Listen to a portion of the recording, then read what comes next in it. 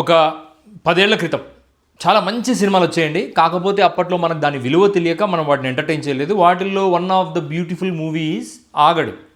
మహేష్ బాబు గారి ఆగడు.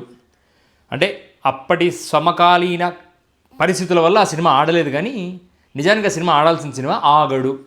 దాంట్లో ఒక మంచి క్యారెక్టర్ ఉంటుందండి, మన ఆశీష్ విద్యార్థి క్యారెక్టర్ ఏంటంటే ఒక కమాండింగ్ పోలీస్ ఆఫీసర్, ఒక సూపరింటెండెంట్ ఆఫ్ పోలీసు. విలన్ పక్కన అన్నీ చక్కబెడుతుంటాడు. అది సెకండ్ హాఫ్కి వచ్చిన తర్వాత కానీ తెలియదు. ఆయన బ్రహ్మచారిగా ఉంటాడు ఆ సినిమాలో. ఆయన పెళ్లి చేసుకోడు, కాకపోతే ఫుల్ ప్లే బాయ్ లాగా కలరింగ్ ఇస్తూ ఉంటాడు. కానీ సడన్గా సెకండ్ హాఫ్లో ఒక నిజం రివీల్ అవుతుంది.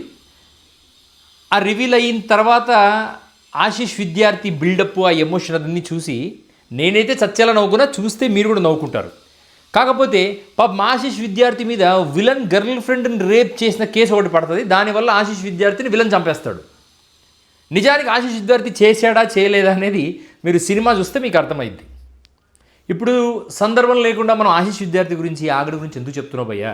అవసరమా మనకు ఆగడు అంటే? ఆగాల్సి వచ్చింది. ఆంధ్రప్రదేశ్లో ఒక ప్రముఖ ఛానల్లో ఒక ప్రముఖ జర్నలిస్ట్ మీద ఒక అనవసరమైన ఒక అభాండపు నిందబడింది. ఆ జర్నలిస్టు టీవీ డిబేట్లో కూర్చొని నా చెల్లి కూతురుతో ఉంటే వాళ్ళతో మాకు సంబంధాలు పెడుతున్నారు, ఒకప్పుడు నేను ఒక ఇంట్లో ఉంటే వాళ్ళతో నాకు సంబంధాలు పెట్టారు, నేను ఎవరితో ఏ తప్పులు చేయలేదు, అసలు నేను పెళ్ళే చేసుకోలేదే, సంబంధాలు పెట్టుకోవాల్సిన అవసరమే లేదే, అటువంటిది నాతో ఎందుకు ఇంతమందితో సంబంధాలు పెడుతున్నారు అని లైవ్ డిబేట్లో అతను బాధపడుతూ ఉంటే నా మనసు చలించబడింది. నేను నిజంగా చాలా ఫీల్ అయ్యాను. అటువంటి వ్యక్తి మీద ఈ నిందలు. అందుకోసమే నేను చెప్పాను నిన్న మన వీడియోలో కూడా, మీరు బయటికి రండి, బయటికి వచ్చి నిజమేంటో చెప్పండి, జనాలకు నిజమేంటో చెప్పి ఆ యువ జంటను కాపాడి మిమ్మల్ని మీరు కూడా కాపాడుకోండి. ఎందుకంటే మీరు ఏ స్థాయికి తగ్గిపోయారంటే బిఆర్ నాయుడు గారి ఛానల్లో కూర్చొని టీడీపీ వాళ్ళని తిట్టే స్థాయికి వచ్చారు. కాకాని బాబు, నువ్వు టీడీపీ అయితే ఏంటి, నీ ఫ్లాష్ బ్యాక్లు నువ్వేంటో నాకు తెలుసు, పెద్ద నువ్వు తోపు అని చెప్పుకోవద్దు.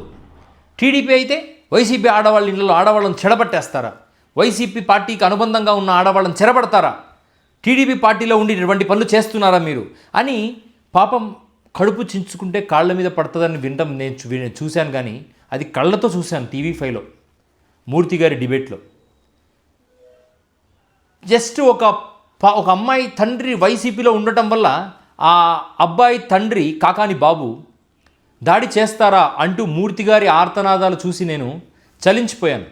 కాబట్టి దయచేసి మూర్తి గారి మాటలు విని టీడీపీ వాళ్ళు ఎవరైనా సరే వైసీపీ వాళ్ళని పెళ్లి చేసుకుని ఉంటే, లేదా వైసీపీ వాళ్ళు ఎవరైనా సరే టీడీపీ వాళ్ళని పెళ్లి చేసుకుని ఉంటే, పార్టీల వల్ల మీరు వాళ్ళ ఆడవాళ్ళని గబ్బు లేపకుండా మూర్తి గారి మాటలు విని సీరియస్గా సక్రమంగా సంసారాలు చేసుకోండి.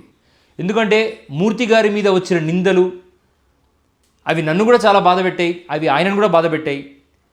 కాబట్టి మూర్తి గారు, మీరు దయచేసి వచ్చి నిజం చెప్పేయండి, జరిగిందేంటో చెప్పేయండి.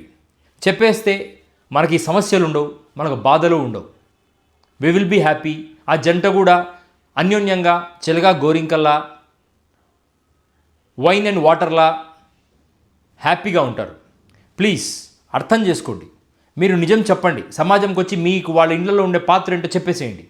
చెప్పేస్తే ఇట్ విల్ బీ క్లియర్.